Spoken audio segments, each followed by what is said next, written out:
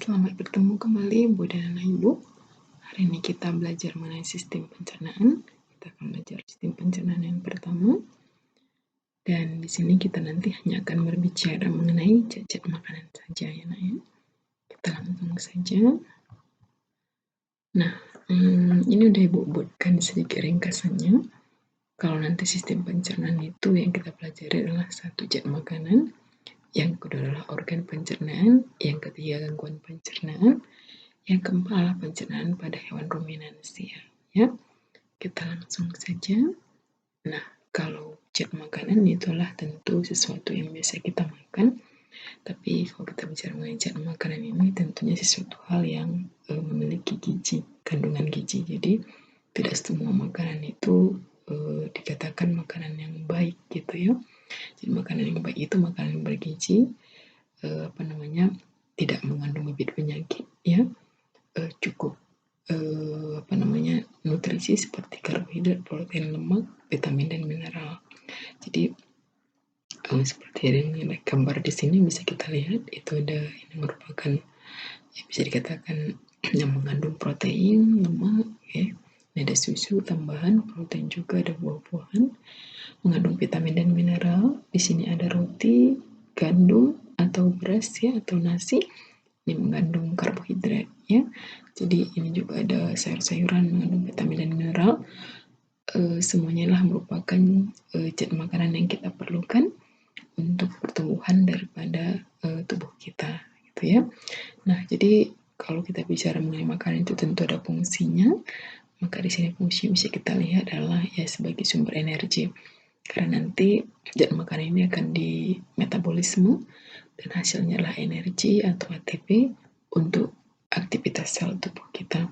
Nah, sebagai bahan pembangun ya, karena nanti berfungsi untuk mengganti sel-sel yang sudah mati seperti itu, atau untuk pertumbuhan sel atau perkembangbiakan sel juga nanti memerlukan daripada energi ATP yang berasal dari makanan yang kita konsumsi sebagai pelindung dan pertahanan tubuh ya, karena zat makanan yang kita makan terutama misalnya protein itu nanti akan bisa membentuk antibodi untuk melawan mikroorganisme yang masuk ke dalam tubuh kita ya, pelindung misalnya lemak. Nah, itu bisa menjaga suhu tubuh kita ya. Itu dia. Jadi itulah fungsi daripada makanan yang kita makan ya, ada beberapa yang Ibu buat. Nah, kita lanjut. Makanan itu tadi ada yang kita konsumsi, misalnya ada karbohidrat. Jadi di sini karbohidrat itu unsurnya ada 3, itu karbon, hidrogen, dan oksigen. Ya, ada 3 unsurnya di sana. Jadi kalau kita lihat karbohidrat yang kita konsumsi itu nanti dia terdiri atas ada 3 jenis ya, dikelompokkan ada namanya monosakarida, ada disakarida, dan polisakarida. Jadi yang paling kompleks itu adalah karbohidrat golongan polisakarida, yaitu terdiri atas banyak gugus gula. Jadi belum bisa diresorpsi, oleh karena itu harus dicerna nanti dalam pencernaan makanan kita. Contohnya amilum yang ada misalnya di beras, ada di ubi misalnya. Baru ada disakarida yang merupakan memiliki gugus gula yang lebih sederhana, dia hanya 2 gugus gula. Nah, dan contohnya misalnya adalah ada laktosa, sukrosa, dan maltosa ya. Dan ini juga belum bisa diserap, oleh karena itu nanti pasti akan dicerna juga dalam pencernaan kita. Nah, jadi ada namanya monosakarida. Inilah gula yang paling sederhana yang bisa diserap dalam tubuh kita, hanya 1 mono, artinya 1 gugus gula ya. Contohnya misalnya ada glukosa, fruktosa, galaktosa, manosa, dan heksosa. Jadi yang merupakan gula-gula yang bisa diserap langsung dalam tubuh kita seperti itu. Nah, kita lanjut. Dari mana kira-kira kita dapatkan karbohidrat itu? Ya, dan kira-kira apa fungsinya? Nah, jadi sebagai sumber energi itu merupakan fungsinya karena karbohidrat itu nanti akan menghasilkan glukosa, monosakarida, dan kalau di metabolisme dia akan menghasilkan ATP, yaitu energi ya. mengatur metabolisme ya, termasuk itulah fungsi karbohidrat ya. Menjaga keseimbangan asam basa juga adalah fungsi daripada karbohidrat ya. Sebagai bahan pembentuk struktur sel. Jadi sel kita itu juga dibangun oleh karbohidrat. Jaringan dan organ itu berasal daripada yang namanya karbohidrat yang kita konsumsi ya. Nah, sumbernya itu dari mana? Padi, biasa gandum, ubi, talas, ketela pohon, kentang, jagung, sagu itu merupakan bahan-bahan yang mengandung karbohidrat yang kita konsumsi. Jadi makanan ini kalau kita konsumsi ini akan menghasilkan energi bagi tubuh kita gitu ya, dan akan bisa juga untuk pembangun daripada sel-sel jaringan dan organ tubuh kita. Oleh karena itu merupakan karbohidrat merupakan suatu zat makanan yang sangat penting dan dibutuhkan dalam jumlah yang sangat banyak dalam tubuh kita. Nah, bagaimanakah proses pencernaannya? Jadi karbohidrat itu masuk nanti ke dalam sistem pencernaan makan kita dari mulut, lambung, usus. Nanti akan dicerna secara mekanik maupun kimiawi sehingga nanti akan terbentuk monosakarida. Nah, glukosa, fruktosa, galaktosa, monosa nanti akan dibentuk di dalam usus halus kita, diminum nanti atau penyerapan itu akan diserap oleh pembuluh darah yang berada di dinding usus kita, dan nanti akan dibawa ke hati untuk dibersihkan dari racun-racun. Setelah itu dibawa ke jantung untuk diedarkan ke seluruh tubuh. Jadi makanan yang mengandung karbohidrat akan dirombak menjadi glukosa, fruktosa, galaktosa dan yang lainnya untuk bisa diedarkan ke seluruh tubuh. Jadi ini merupakan gula yang paling sederhana ya nak ya. Oke, kita lanjut. Makanan yang kedua namanya lemak. Jadi kalau lemak ini dia adalah zat organik ya yang bersifat hidrofobik, sehingga nanti dia sukar berikatan dengan air gitu ya. Nah, yang kedua adalah lemak ini nanti itu akan memiliki yang namanya molekul gliserol, 1 molekul gliserol dan 3 molekul asam lemak. Nah, jadi nanti lemak ini akan dicerna dalam sistem pencernaan makanan kita. Dia akan berubah menjadi zat yang sangat sederhana, namanya gliserol dan asam lemak. Itulah zat yang bisa diserap oleh tubuh kita. Dan lemak itu susah berikatan dengan air, makanya dikatakan bersifat hidrofobik. Ya, nah ya itu dia. Nah, pengelompokan lemak. Jadi kalau kita bicara mengenai lemak ini nanti dia ada namanya lemak sederhana, ada lemak campuran, dan masih ada lagi derivat bentuk lain daripada lemak itu sendiri ya. Jadi lemak sederhana contohnya adalah gliserida.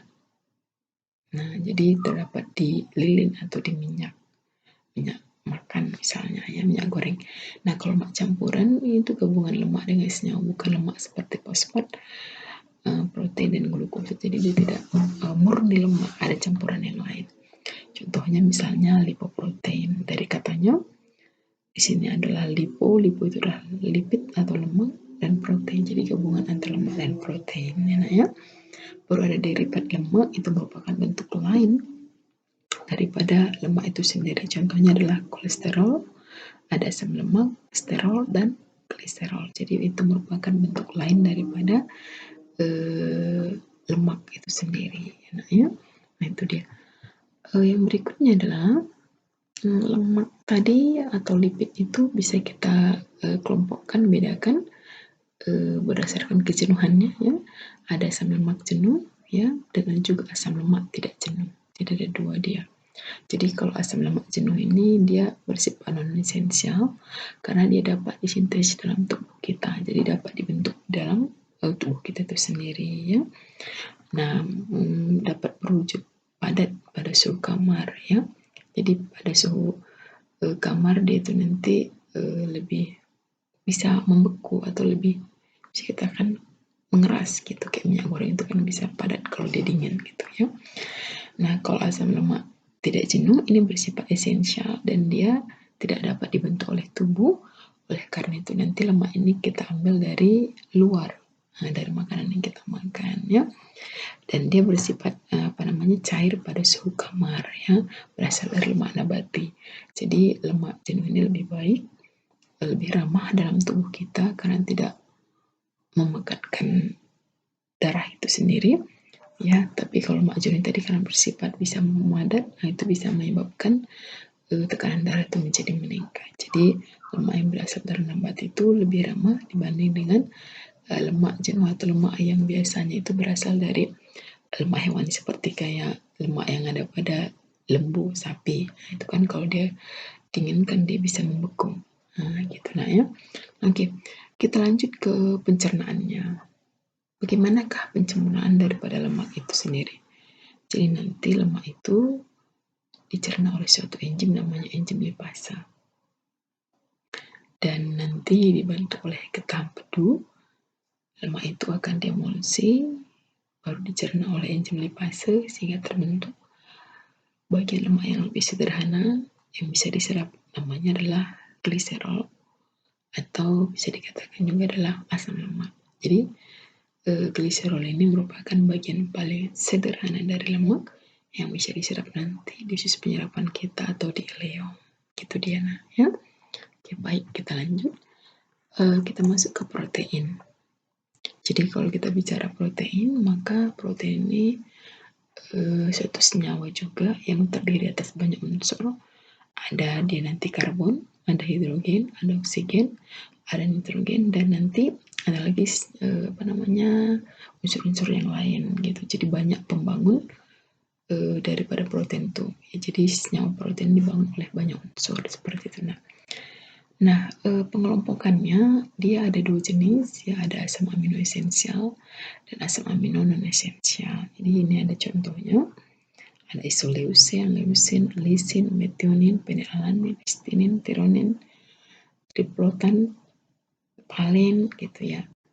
Itu merupakan contoh daripada asam amino esensial. Jadi kalau non esensial itu ada alanin, asparagin, asam aspartat, cysteine, glisin, prolin, serin, tironin, dan masih banyak lagi di sini. Ini adalah nama-nama daripada protein, tapi dia sudah sederhana namanya asam amino. Jadi asam amino itu banyak jenisnya ya, apakah itu nanti asam amino esensial ataupun asam amino daripada non esensial. Nah, jadi dari namanya harus kita tahu apakah dia itu esensial atau yang bukan esensial. Jadi harus kita ingat gitu ya nak ya. Nah, kita masuk kedua, sumber dan fungsinya. Jadi kalau sumbernya dari mana kira-kira asalnya, fungsinya untuk apa ya? Nah, jadi kalau kita lihat di sini fungsi daripada protein itu adalah mensintesis substansi penting seperti hormon, enzim, antibodi, dan kromosom. Atau dengan kata lain, protein yang kita konsumsi itu kelak dia akan dipakai untuk pembentukan hormon, enzim, antibodi, dan kromosom. Jadi sesuatu yang sangat penting dalam tubuh kita. Nah, fungsi yang lain mendorong pertumbuhan. Jadi pertumbuhan tinggi, besar, dan tinggi terutama pertambahan jumlah sel itu dibantu oleh dengan adanya protein, perbaikan regenerasi sel, pemeliharaan struktur tubuh, ya mulai dari jaringan sel, jaringan organ, itu semua fungsi daripada protein. Jadi protein membantu proses pemeliharaan sel-sel tubuh kita, pertumbuhan tubuh kita, dan juga untuk regenerasi sel-sel tubuh kita yang sudah rusak ya. Nah, yang lain juga berfungsi untuk memacu atau berpartisipasi dalam reaksi kimia dan biologis di dalam tubuh kita ya. Yang berikutnya, menyeimbangkan cairan dalam tubuh karena bersifat apotar. Jadi menyeimbangkan antara asam dan basa yang terdapat dalam tubuh kita. Nah, yang lain berfungsi sebagai sistem baper atau sistem penyangga ya, sebagai sumber energi dan juga adalah untuk detoksifikasi ya. Nah, kalau asalnya itu berasal dari daging, telur, kacang-kacangan, itu adalah asalnya yang bisa kita konsumsi. Nah, kita lanjut pencernaannya. Bagaimanakah kira-kira pencernaannya? Jadi kalau pencernaannya itu nanti dicerna di dalam sistem pencernaan kita itu menghasilkan asam amino. Jadi asam amino itu nanti di dalam proses penyerapan kita akan diserap dan diedarkan ke seluruh tubuh melalui pembuluh darah. Jadi dia bentuk sederhananya namanya adalah asam amino. Seperti itu nah ya. Jadi bukan lagi dalam bentuk protein atau pepton, bukan, tapi dicerna menjadi asam amino dalam sistem pencernaan dengan bantuan banyak enzim, salah satunya pepsin, bisa juga nanti renin, atau bisa juga nanti tripsin, seperti itu.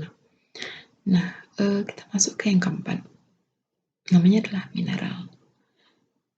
Jadi kalau mineral ini ada dia mineral makro, atau mineral yang kita perlu dalam jumlah yang banyak, ada juga dalam jumlah yang sedikit, mineral mikro.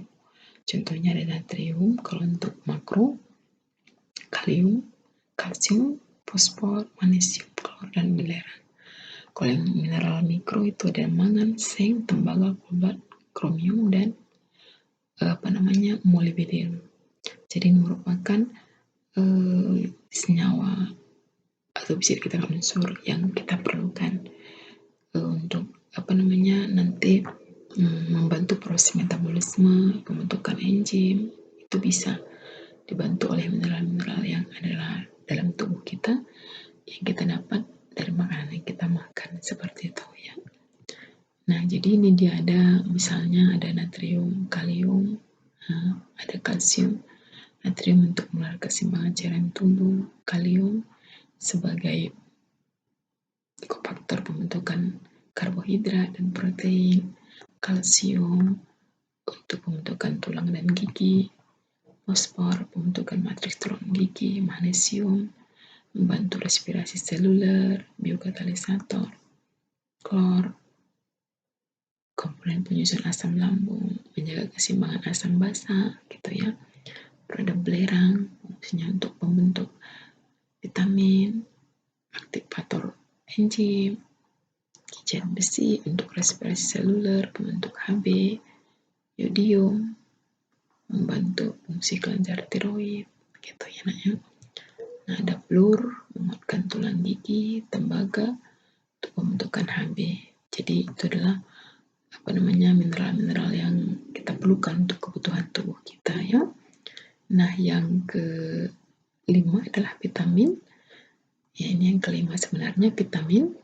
Jadi kalau vitamin itu juga kita perlukan untuk metabolisme dalam tubuh kita ya. Jadi tidak ada yang bisa dibentuk dalam tubuh dan ada juga yang tidak ya. Jadi ada vitamin yang larut dalam air.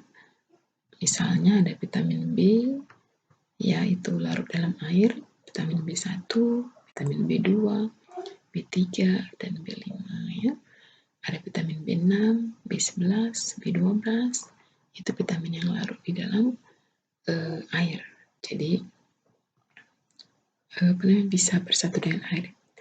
Lagi biotin, asam askorbat itu merupakan vitamin-vitamin yang bisa larut di dalam air. Nah, ada vitamin yang larut dalam lemak. Misalnya ada retinol atau vitamin A untuk kesehatan mata biasanya ya, bisa juga pembentukan gigi. Ada vitamin D yaitu misalnya untuk pembentukan tulang dan gigi juga. Vitamin E itu pembentukan eritrosit untuk proses reproduksi gitu ya. Nah, jadi itu merupakan vitamin-vitamin yang larut dalam lemak ya. Jadi itu juga semuanya diperlukan oleh tubuh kita ya. Nah, yang terakhir itu adalah air. Jadi air juga diperlukan oleh tubuh kita, di mana air ini nanti merupakan